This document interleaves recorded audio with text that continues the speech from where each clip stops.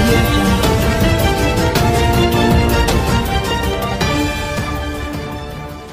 Data entry ఆపరేటర్ని వేదిక మీదకి రావాల్సిందిగా కోరుతున్నాను.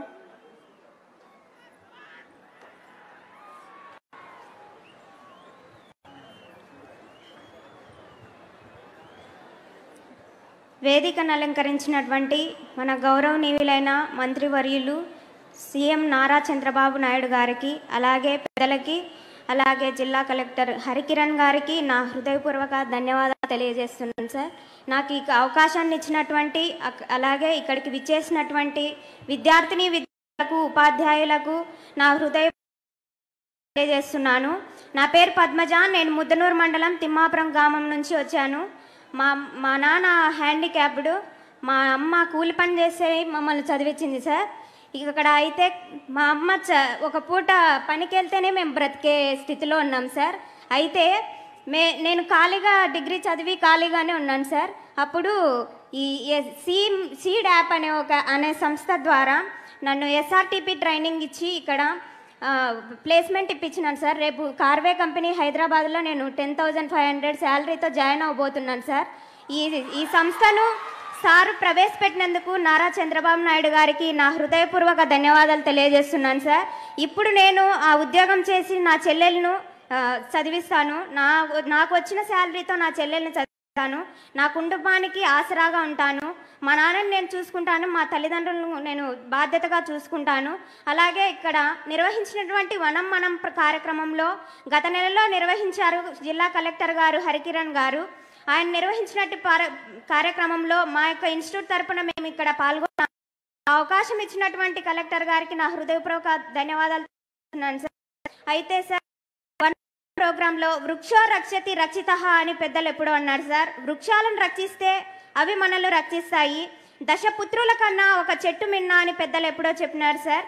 10 మంది పుత్రుల కంటే ఒక చెట్టును పెంచితే అది మనల్ని రక్షిస్తుంది సార్.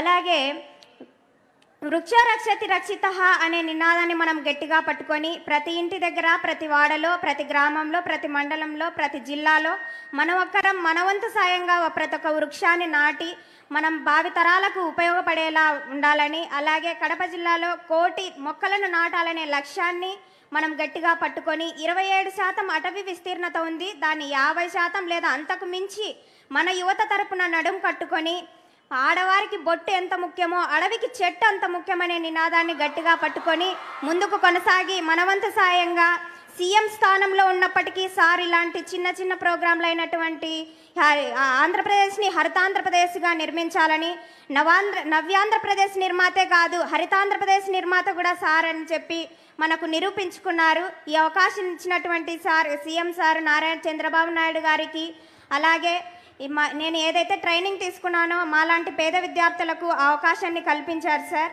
ఇలాంటి అవకాశాలు నాలాంటి పేద విద్యార్థులు మారుమూల గ్రామంలో ఉంటున్న ప్రతి ఒక్క విద్యార్థికి కల్పించాలని మా కుటుంబం తరపున మేము జీవితకాలం రుణపడి ఉంటాం సార్.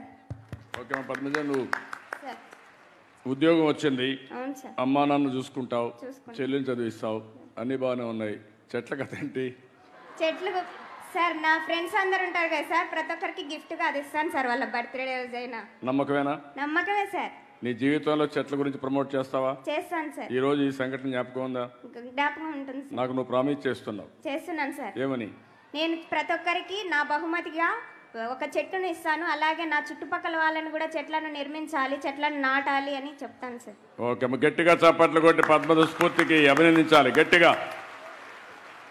ఒక పేద అమ్మాయి ఉద్యోగం వచ్చింది, కానీ ఒక పేద కుటుంబంలో పుట్టినప్పుడు కూడా ట్రైనింగ్ అన్ని ఇప్పించి ఇలాంటి పిల్లలకు ఉద్యోగం ఇప్పించాలనే ఉద్దేశంతోనే ఈరోజు ఆర్గనైజేషన్ కూడా పెట్టాం. స్కిల్ డెవలప్మెంట్ కానీ మిగిలిన ఆర్గనైజేషన్స్ అన్నీ అందులో ట్రైనింగ్ అయ్యి కార్వేకి వెళ్తూ ఉంది.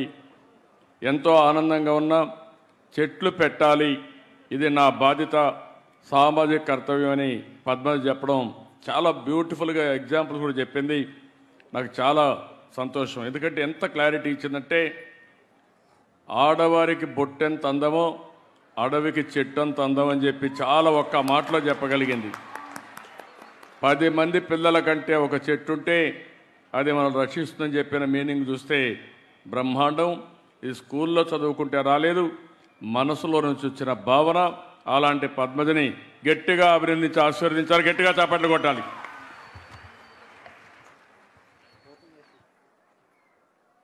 పద్మజ అమ్మాయి ఆమె చేసినటువంటి వాగ్దానానికి ముగ్ధులవుతూ ముఖ్యమంత్రి వర్యులు గారు ఆ అమ్మాయిని సన్మానిస్తున్నారు. గట్టిగా ఒక్కసారి మనం ఆ అమ్మాయిని అభినందించాలి. Thank you very much.